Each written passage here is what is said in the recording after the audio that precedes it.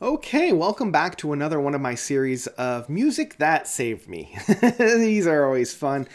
These are albums that helped me out through my life at different periods. I've already talked about a number of them. I mean, most notably within this series, the only other one at the current moment, is The Division Bell from Pink Floyd. And this is kind of going to be half my own experience with the album, and the other half kind of talking about the music that's on the album. So, yeah, let's dive into one that I really connected with. It really helped shaped kind of my musical journey at a very tumultuous time and also helped me through that time. So, let's talk about the soundtrack to Chariots of Fire by Vangelis.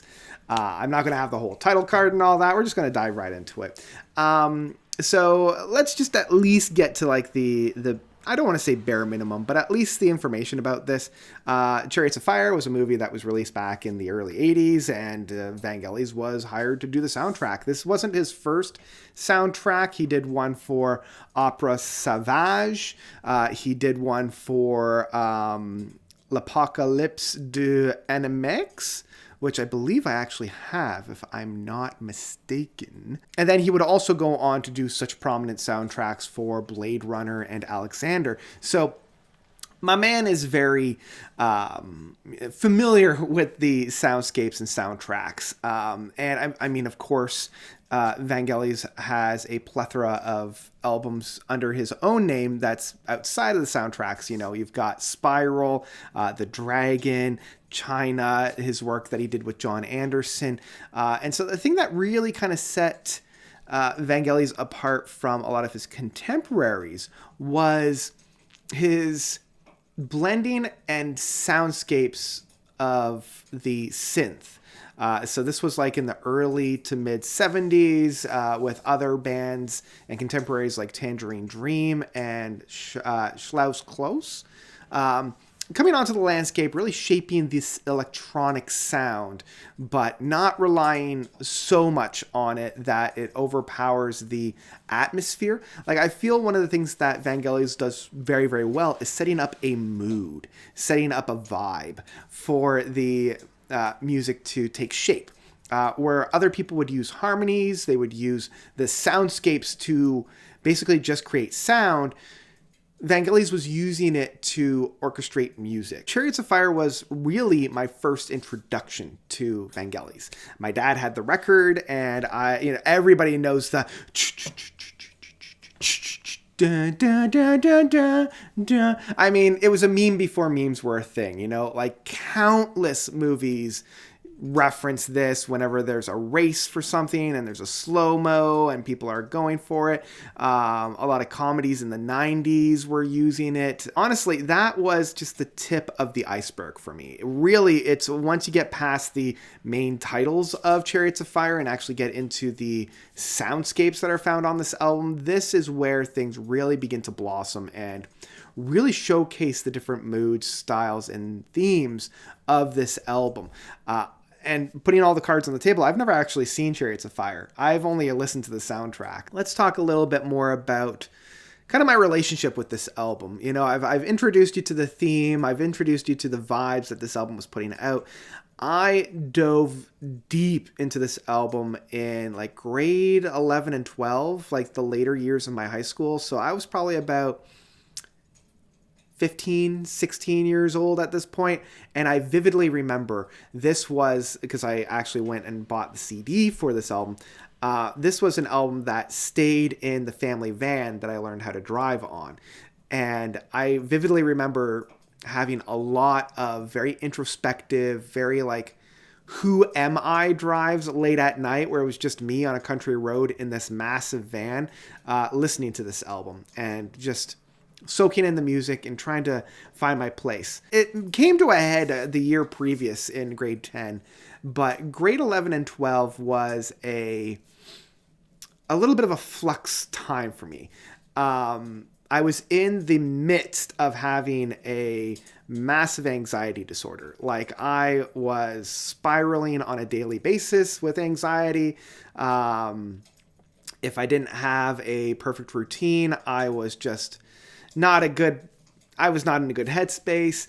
And this was one of the few albums that helped kind of calm me down. It helped break the vicious cognitive cycle of disruptive thoughts. It helped me kind of find my grounding, and it allowed me to kind of get back in my body, as I've learned to term it. It was such prominent tracks. Like, my favorite track off of this is really the smaller track of Five Circles. I love just how innocent and how airy this track felt. And I remember putting this on multiple times and closing my eyes and just doing deep breaths to this track. The combination of the deeper synth sounds with these higher playing sounds combined together to create the perfect environment for me to just kind of find a happy place and allow myself to breathe, allow myself to take it in. And along with this, you have Abraham's theme that is a lot more somber. It's a lot more introspective, that allowed me to just take breathers to kind of, on the one hand, disassociate myself with my mind, which was just constantly firing at red alert, danger, danger, danger. Distance myself from that to allow it to calm down enough so that I could cope, I could breathe, I could actually get whatever it was, just essentially like survive for 5 minutes. And it allowed me just to kind of like take a really deep breath and be like, which leads me to Eric's theme, which is a lot more of a triumphant track. It's a lot more of a motivation track. So once I was finally able to breathe and reconnect with my body and my mind, I could listen to Eric's theme and feel rejuvenated by it. Because the last thing you ever want to hear when you're spiraling out of control is everything's going to be all right, you're perfectly fine, and don't worry. The 3 worst things you can tell to anybody that's freaking out, right? The main things you want to tell them are breathe, allow yourself the space that you need, recognize what's going on, and ground yourself, right? And so the 1-2 punch of Abraham's theme, which allows me to do that, and Eric's theme, which then says, everything's going to be all right, you're going to get through this, everything's fine. That then allows to take itself forward as you start to develop a game plan. You're allowed to, think things through a little bit more because your mind isn't blaring those red alert signs. And so, the 1-2 punch of those tracks allowed me to just kind of, Then we get into 100 Meters, which is this very trippy soundscapes that I love. This is like the early Pink Floyd stuff, or some of the more experimental stuff that Alan Parsons would do.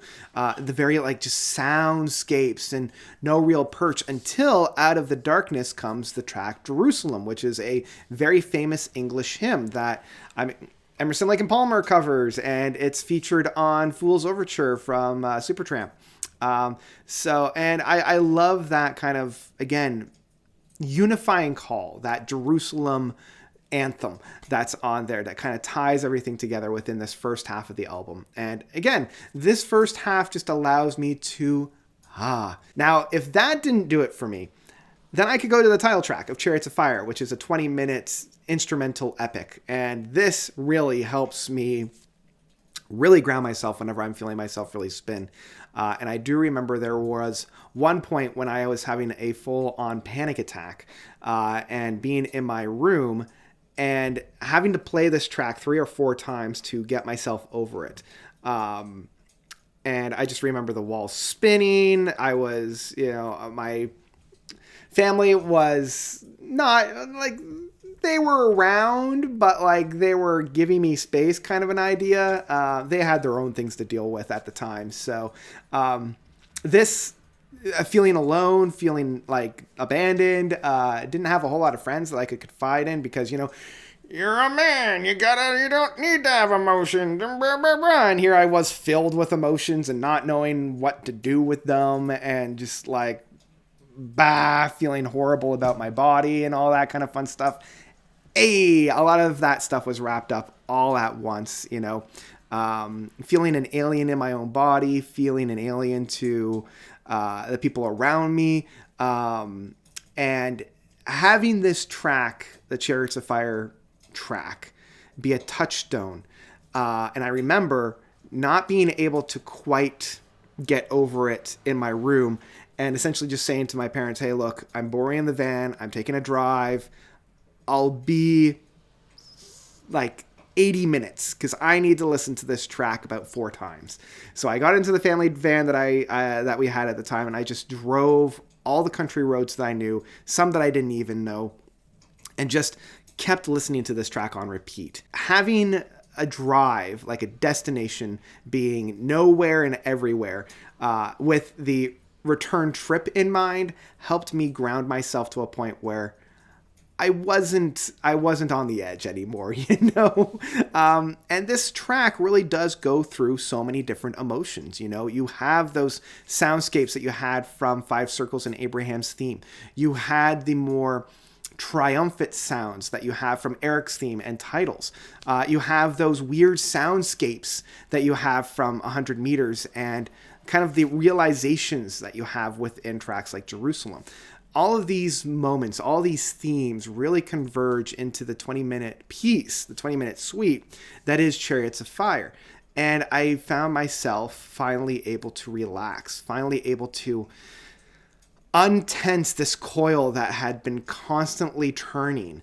It allowed me just to kind of reacquaint myself, reuniting the body and mind together. To this day, whenever I feel like things are out of my control, things are spiraling, I just need something to grab onto, I will very easily go back to this album and find myself doing breathing exercises, getting back, grounding myself.